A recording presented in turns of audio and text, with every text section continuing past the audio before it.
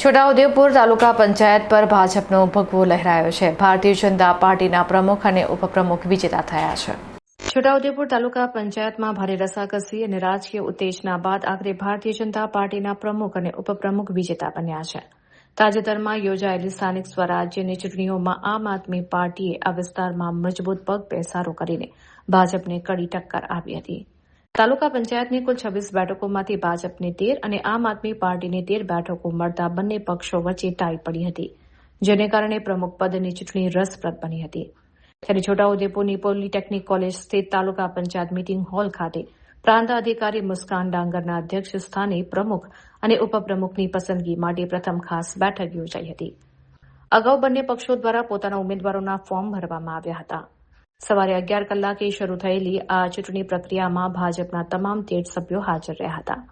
મતદાનની કાર્યવાહી દરમિયાન ભાજપ તરફથી પ્રમુખ પદના ઉમેદવાર રમેશભાઈ રાઠવા, ઉપપ્રમુખ પદના ઉમેદવાર સુરસિંહભાઈ રાઠવાના સમર્થનમાં તમામ 13 મત પડ્યા હતા। બહુમતી સાબિત થતાં ચૂંટણી અધિકારી દ્વારા બંને ઉમેદવારોને સત્તાવાર રીતે વિજેતા જાહેર કરવામાં આવ્યા હતા। તાલુકા પંચાયત પર ભાજપનો વિજય થતાં જ કાર્યકરોમાં ભારે ઉત્સાહ જોવા મળ્યો હતો। તો પક્ષના વરિષ્ઠ હોદ્દેદારો અને સમર્થકોએ નવનિયુક્ત પ્રમુખ અને ઉપપ્રમુખની ફૂલહાર પહેરાવી મીઠાઈ ખવડાવીને ભવ્ય શુભેચ્છાઓ પાઠવી હતી। ભારત માતા કી જય, ભારત માતા કી જય, વંદે માતરમ, વંદે માતરમ। કામગીરી કરવામાં આવશે।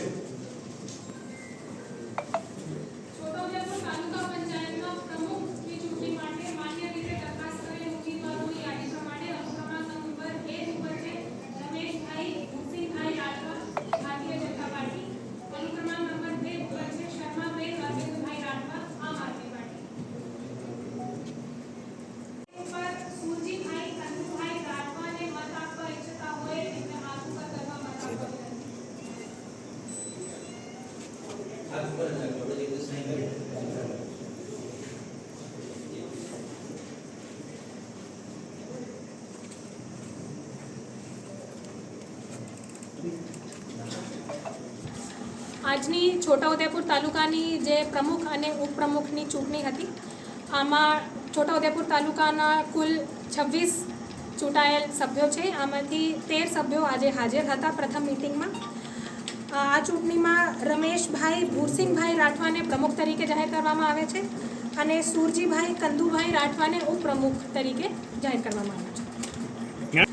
આજે છોટાઉદેપુર તાલુકા પંચાયતની પ્રમુખ તરીકેની ચૂંટણી હતી, ત્યારે મારા મતે છોટાઉદેપુર તાલુકા પંચાયતના પ્રમુખ તરીકે ચૂંટાયા છું અને ભારતીય જનતા પાર્ટીની આ સત્યની જીત થઈ છે અને આ તાલુકા પંચાયતની અંદર દરેક છેવાડાના માનવી સુધી અમે દરેક વિકાસના કામો પહોંચાડીશું। વસ્તુ ભારત।